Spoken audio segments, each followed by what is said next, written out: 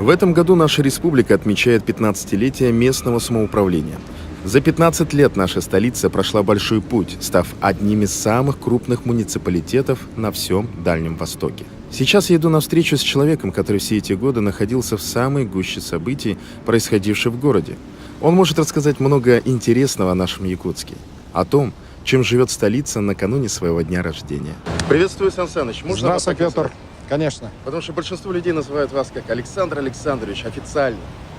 Да нет, я бы не сказал о том, что все говорят Сан Саныч. Сан Саныч, все да. друзья и близкие. Конечно, это коротко и понятно. Также хотелось бы спросить по поводу именно... Мы сейчас находимся здесь, на площади Орджоникидзе. А почему именно возле якоря? Вот объясните мне, пожалуйста. Я здесь, в городе Якутске, проживаю с 1976 года. И тогда это было достаточно памятное место.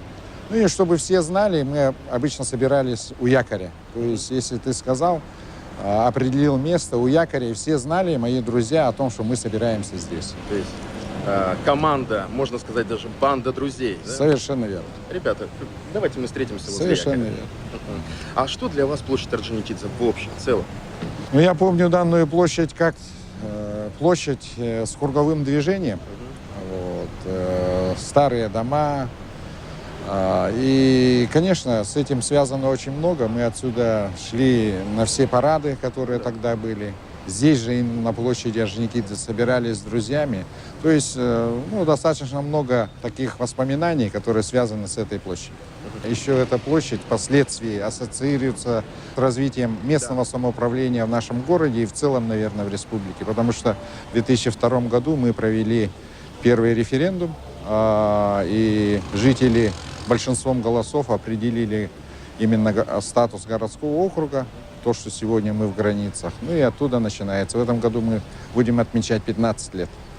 И сегодня, по прошествии 15 лет, мы можем с уверенностью сказать, что именно депутатам первого созыва пришлась та историческая миссия, та историческая ответственность развития местного самоуправления как в городе Якутске, и я бы даже добавил о том, что в целом по республике.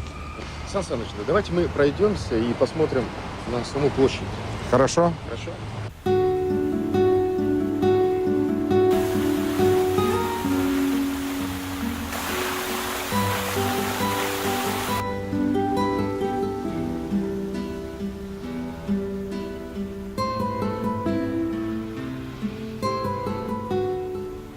Ну и, конечно же, вот на вас я смотрю, вы выглядите шикарно. Да, мне бы так как говорится, ту-ту-ту. Да, вам сколько лет? Вот, извините, Сан Саныч, да? Ну, обычно женский возраст не спрашивает, А у мужчин-то это мужчин наоборот, никогда секретов наоборот. нет. Да, в этом году мне будет 59 лет. Браво, Сан Саныч, браво. Мне 29, скоро будет 30. Живот у меня больше, чем у вас, Сан Саныч. Больше, как говорится. Но все-таки 59 лет. Но я знаю, что вам было 24 года, когда вы стали самым молодым директором. Совершенно верно. И это было в Тулагинской средней школе. Может, мы поедем туда и посмотрим? Хорошо. Поехали.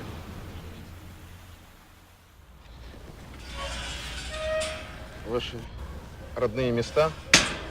Да, Здесь вы здесь начинали как учитель? совершенно верно. Здесь я начинал свою трудовую деятельность уже в далеком 81 году.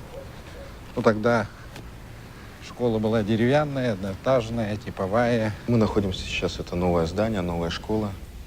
Здесь изменения произошли большие. Вот с тех пор можете нам рассказать именно в Тулагино? Ну, действительно, мы находимся сравнительно в новом здании школы, которая была построена к столетию образования школы здесь, в Тулагино. Школьные годы, в наше время, ну, я действительно, наверное, был и комсоргом, капитаном, постоянно участвовали на соревнованиях, художественной самодеятельности. На выпускном вечере я для своих одноклассников играл в составе вокально-инструментального ансамбля. Вот сейчас я смотрю вот на эти фотографии, да, агропрофилированная школа Тулагинская сегодня, да, специализированная школа. С моих времен всегда достаточно плотно мы работали, значит, с совхозом. То есть летний лагерь труда и отдыха, я в свое время и возглавлял его. Вот. То есть дети всегда свою лепту вносили. Как говорят, любая работа облагораживает человека. И понятно, что значит дети, которые выросли здесь, учатся здесь, они выросли на земле, знают, каким трудом дается урожай. Вот с этой точки зрения именно совершенно правильное воспитание любого ребенка, любого школьника.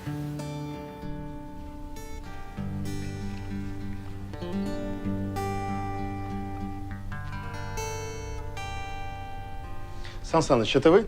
Не узнаю вас. Да, это 1 сентября, перед школой, начало нового учебного года. Я обращаюсь, видимо, к ученикам. Скорее всего, это так. А что изменилось? Какие изменения произошли с тех пор? Толь? Сегодня мы уже должны говорить о том, что условия жизни в пригородах должны быть на одном уровне с городом. В каждом селе или микрорайоне должны быть школа, ясли, детский сад, культурно-спортивные залы, медпункт и все необходимые объекты инфраструктуры. Улицы должны быть отремонтированы, обеспечены освещением, построены теплые остановки и оптимизирована работа маршрутных автобусов.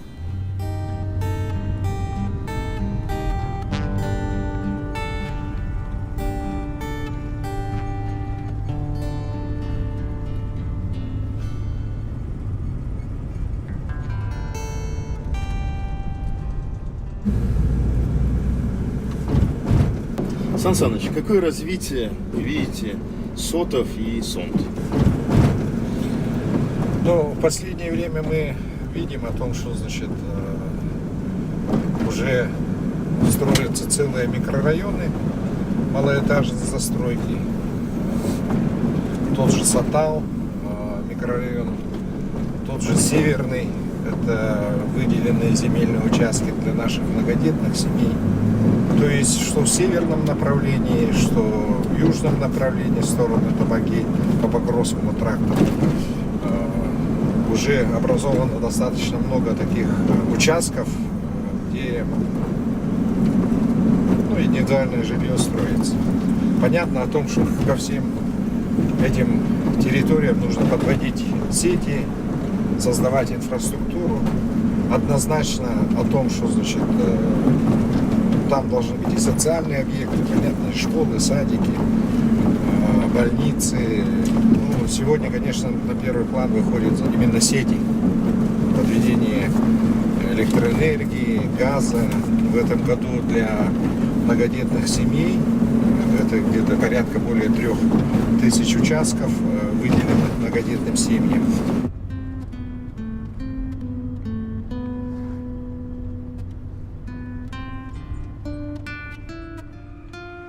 Так, ну вот мы здесь, в 17-м квартале.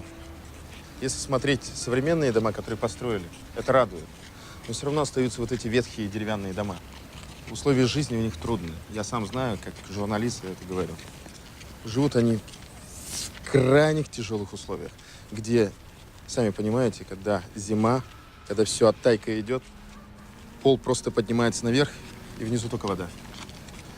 Вот как решать вот это дело?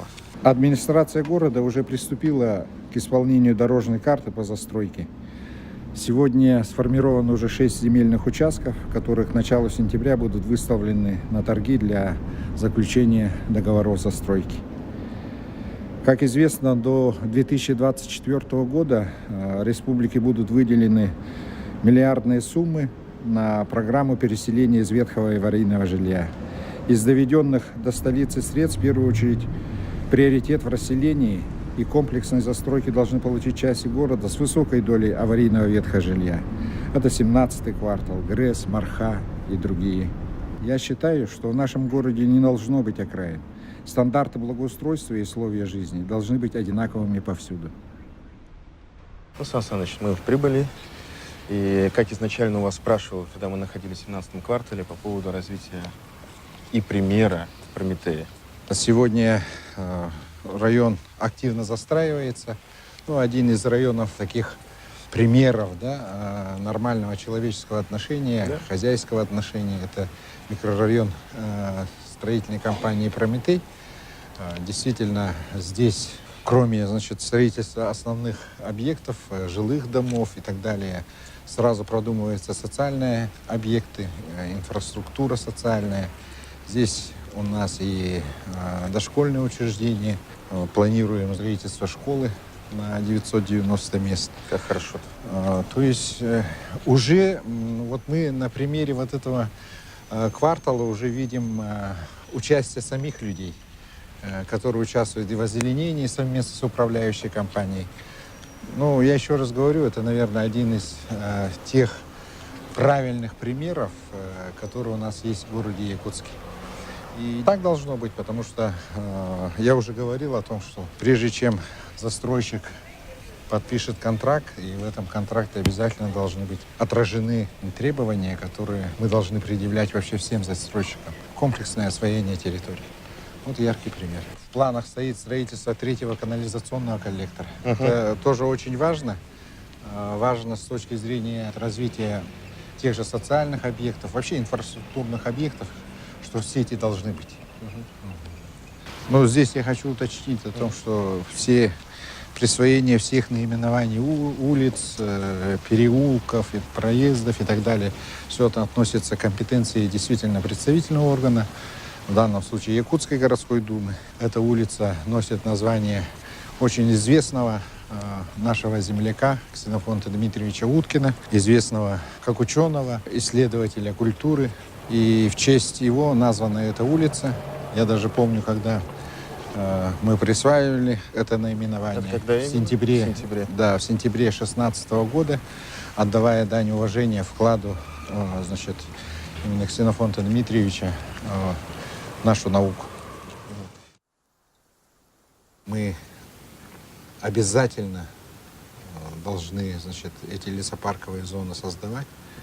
Есть уже предложение, когда предприниматели или частные лица выходят с таким предложением, чтобы им выделили в аренду определенные зоны, я говорю, лесопарковые зоны, да, для проведения организованного отдыха.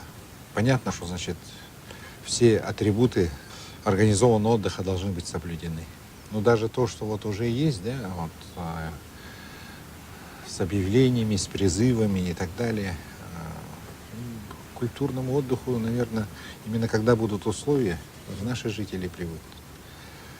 Понятно же о том, что, значит, в связи с пожароопасным периодом объявляют о том, что запрещают там, да, мы выделяем определенные места там и так далее. Поэтому... Но люди все равно не слушаются, Сан Саныч. Все равно они едут. Конечно, это и есть. Запрещать это и им есть. просто И поэтому невозможно. им надо создать условия, вот такие условия, чтобы они могли спокойно приехать, с семьей время провести. Более того, здесь должны быть и велодорожки, и, значит, какие-то волейбольные сетки и так далее. То есть, если оборудовано, то оно должно быть полностью. Главное, чтобы потом не украли, Сан Саныч. Надо вот выбрать время. Хорошо, договорились, Сан Как Саныч. говорят, не хлебом единым сыт человек, да? Вот иногда надо и съездить на природу, а природа для меня это прежде всего вдохновение, релаксация. И поэтому общение с природой, оно обязательно нужно. И вот мои дети, внуки, все мы с семьей выезжаем всегда, и осенью, и весной. И зимой. Да, и зимой. Крепче семья становится, и это понятно. Поэтому... Ну и пример хороший, опять же, воспитание. Совершенно верно. Также я знаю, что когда ваши внуки приезжают, у вас глаза совсем другие. Ну, всегда говорили, и я теперь, сейчас уже это ощущаю, что внуки слаще детей, да. Когда дети маленькие твои, ты тоже молодой, да, и как-то, может быть, на определенные какие-то моменты и ценности, ну, не так щепетильно относишься, да, ну, работа, возможно, там, ну, молодые годы, понятно, да, вот. Хотя и к детям я всегда и трепетно отношусь, вообще к детям. Вот когда я маленький был, я всегда чужих детей смотрел, и мне говорили, вот у Саши много детей будет, да. Когда сейчас внуки приходят, это, конечно, человек тает с хитринкой своей там и так далее, что-нибудь скажет. Наивностью. Да, наивностью. Они, конечно, тебя раскрывают от и до полностью, да. Скажет, дедушка, я по тебе скучал, а ты по мне скучал или нет. Ну, что ты скажешь? Конечно. Ну, таешь, конечно. Все обнимают. наверное, Совершенно Сан Саныч, верно, да. да. Всех целую, всех обнимаю. Ну, это тоже, наверное, своего рода такая чистая, такая аура, соприкасаясь с которой ты тоже, наверное, где-то чище еще становишься. Да, это правильные слова, Сан Саныч.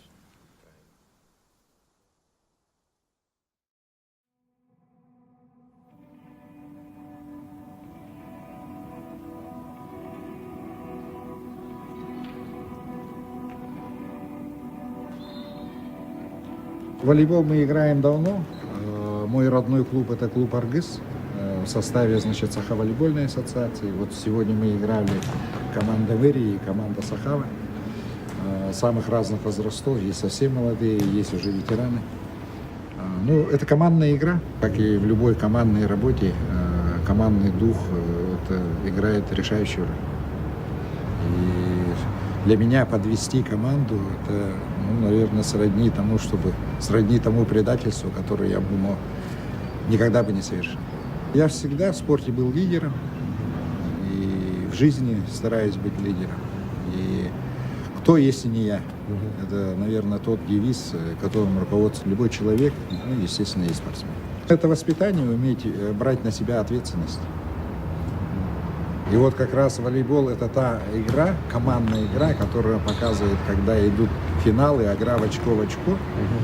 И там вот действительно проявляется лидерство, командный дух, то есть все то, что присуще, значит, командной работе. Спорт, физкультура воспитывает тот характер, где-то те лидерские качества, которые очень нужны и в профессиональной работе.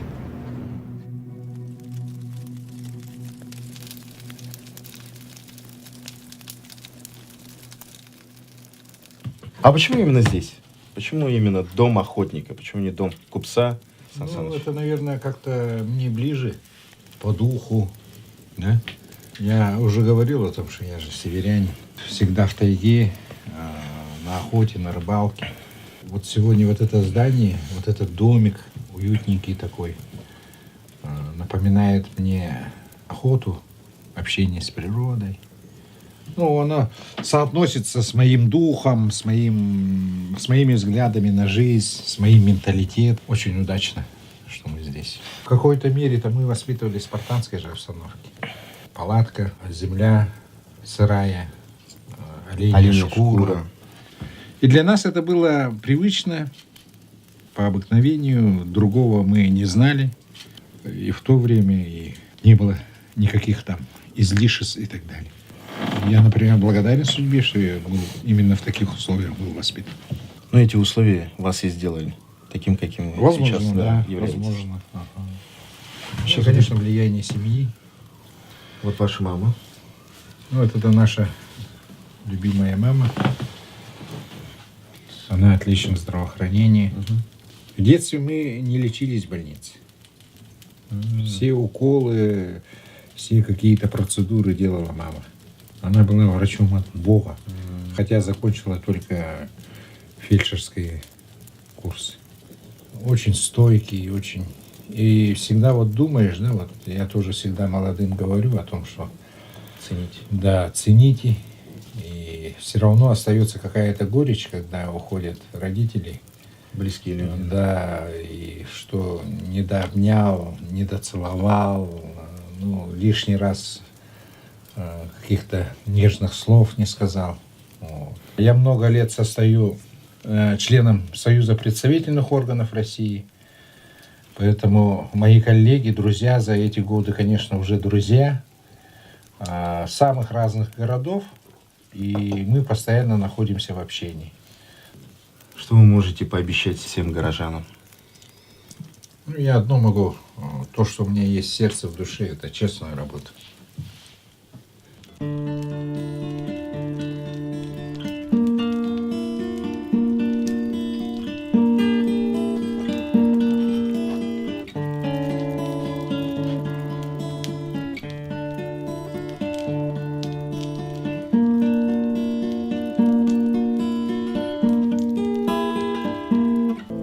Осенней ночью под окном туман поссорился с дождем. И беспробудный вечер, и беспробудный вечер о чем-то дальнем, неземном, о чем-то близком и родном. Сгорая плачут свечи, сгорая плачут свечи о чем-то дальнем, неземном, о чем-то близком и родном. Сгорая плачут свечи, сгорая плачут свечи. А свечи плачут за людей,